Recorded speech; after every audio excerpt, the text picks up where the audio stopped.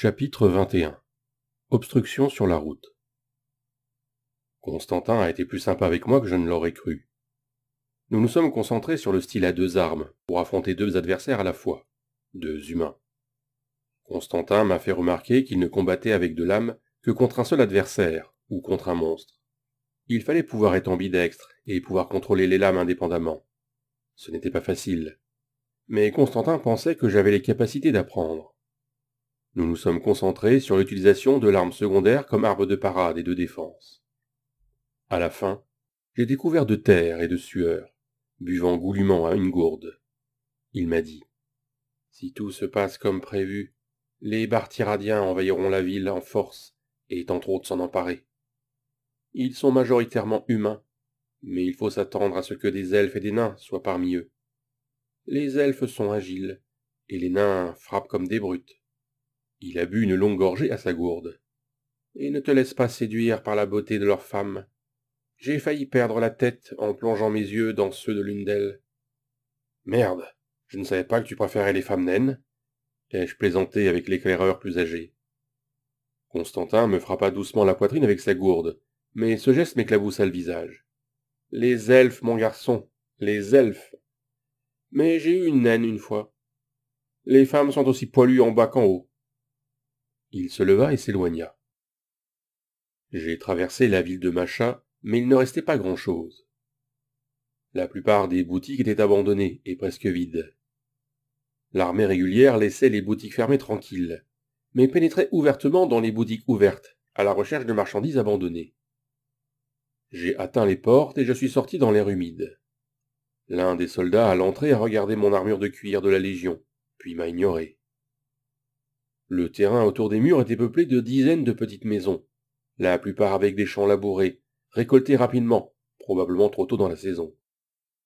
La route vers l'est, en direction de l'ennemi, semblait bétonnée et bien entretenue. Je contemplais le vide avant de retourner dormir dans l'air chaud et humide. Les deux petits lits que j'avais rapprochés sentaient l'ammoniaque. J'ai fermé la porte et sorti une lourde couverture pour la poser sur les matelas, ainsi que mon oreiller en plume de griffon. Le soleil se couchait, mais il n'emportait pas l'humidité avec lui. Je n'arrivais pas à me sentir à l'aise, alors j'ai allumé la lampe de la chambre et j'ai sorti le livre sur l'histoire de la Légion. Il m'a fallu beaucoup de travail pour réadapter mon cerveau à la lecture des mots en latin. Au moins, j'utilisais la langue parlée quotidiennement, et j'avais une bonne maîtrise du vocabulaire. J'y ai passé la nuit entière, jusqu'au lever du soleil, à travailler sur le texte. J'ai réussi à déchiffrer une vingtaine de pages. J'ai appris que la première légion était arrivée d'un autre monde. J'imagine qu'il s'agissait de la Terre. Il y a environ 2000 ans. Le livre parlait des héros de la première légion qui avaient conquis les terres et les avaient rendus sûrs. C'étaient d'habiles combattants et de puissants mages. Cette dernière partie n'avait aucun sens, jusqu'à ce que je traduise leur pouvoir. Les membres de la Légion avaient de fortes affinités avec l'espace, le temps, la convergence et le déplacement. Cela signifiait que je n'étais pas un prodige en magie, comme je le croyais.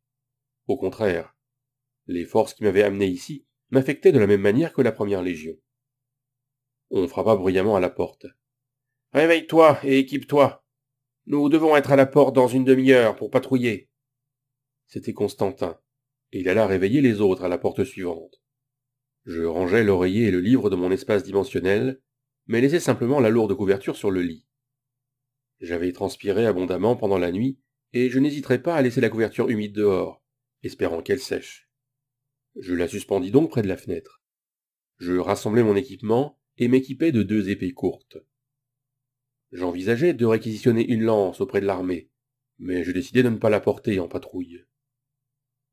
Mathéo et Félix m'accompagnèrent jusqu'à la porte, Constantin étant déjà parti en avant. La compagnie était rassemblée, sans Adriane, Castille, Julien et Colm. Colm était notre pseudo-forgeron. Il s'efforçait de sécuriser les approvisionnements de notre compagnie en ville, et la rumeur courait qu'il cherchait à obtenir de meilleures conditions de couchage. Personnellement, c'était la première fois que je dormais en toute intimité depuis mon arrivée dans ce monde, et cela ne me dérangerait pas de rester comme ça. Delmar se tenait devant nous.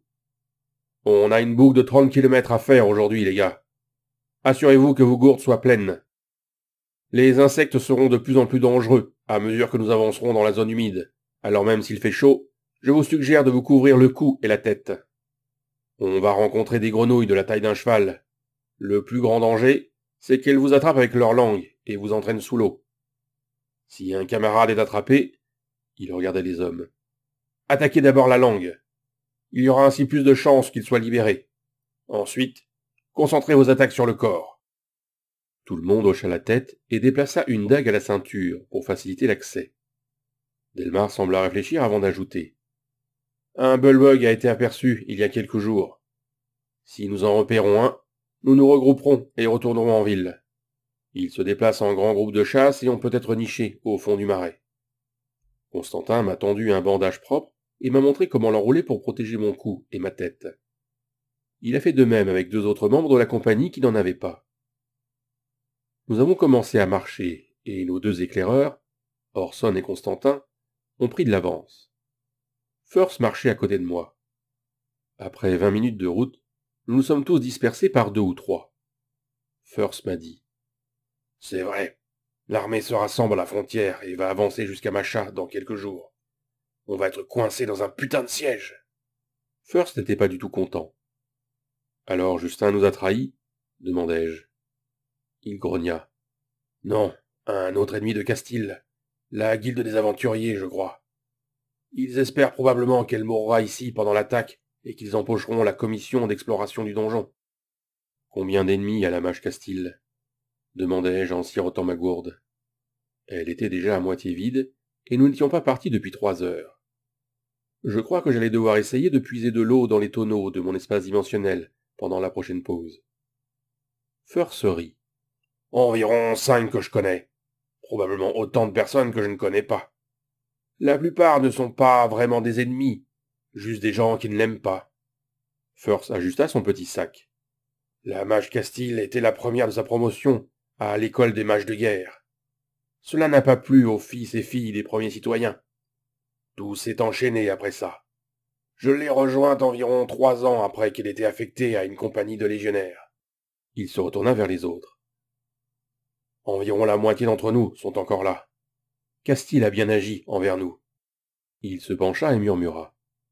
J'ai reçu d'elle plus de 200 essences au cours de mon service. J'imaginais que c'était impressionnant pour un soldat, et que c'était une fortune colossale, compte tenu de la valeur. Je comprenais maintenant comment Castille achetait la loyauté de ses hommes. 3 heures plus tard, nous nous sommes arrêtés pour nous reposer près d'une série de rochers le long de la route. La route semblait avoir été tracée en déversant des tonnes de terre rocailleuse et en la tassant. Il y avait maintenant un marécage ou un marais à notre droite et à notre gauche. J'ai mouillé mon écharpe avec ma gourde et je l'ai enroulée autour de mon cou et de ma tête.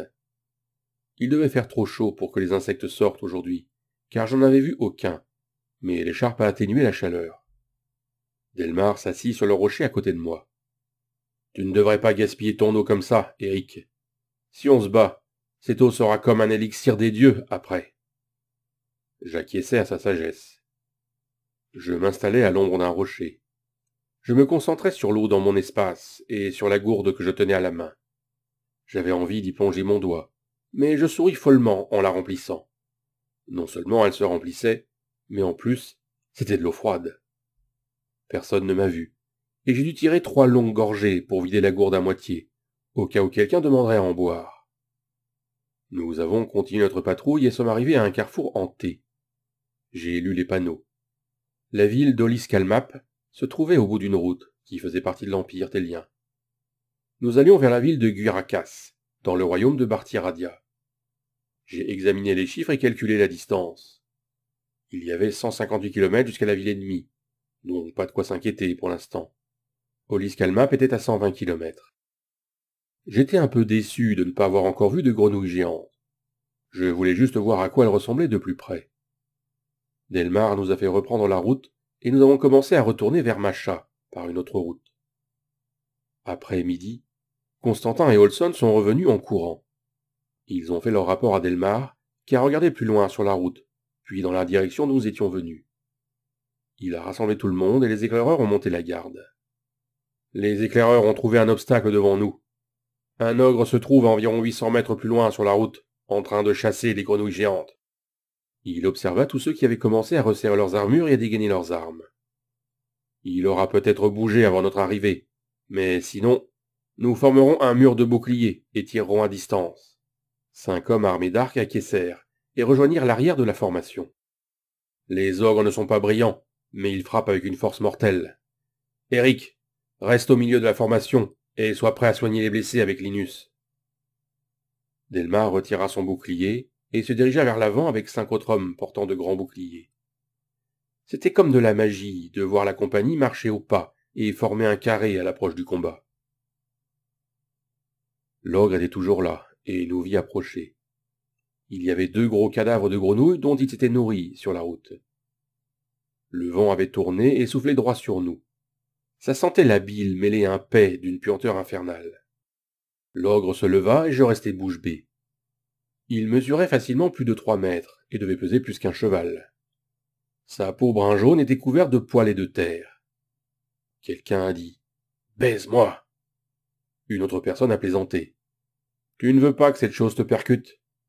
Il désignait le pénis de l'ogre, car le monstre était nu. Je ne l'avais pas encore remarqué, tant la taille de la brute était imposante. Bizarrement, je n'avais absolument pas peur. Le donjon m'avait comme anesthésié. Nous étions plus de 20 hommes contre un seul ogre. L'ogre plongea la main dans l'une de ses victimes, en sortit un organe et le fourra dans une gueule massive. C'était une gueule, pas une bouche. Le sang qu'il mâchait gicla partout. Puis, les dents ensanglantées, il lança un crachat rouge dans l'air. Wiley était à ma droite et marmonnait. « J'espère qu'il n'appelait pas des amis. » Delmar a donné le signal de la main, et nous avons avancé en formation pour engager le combat.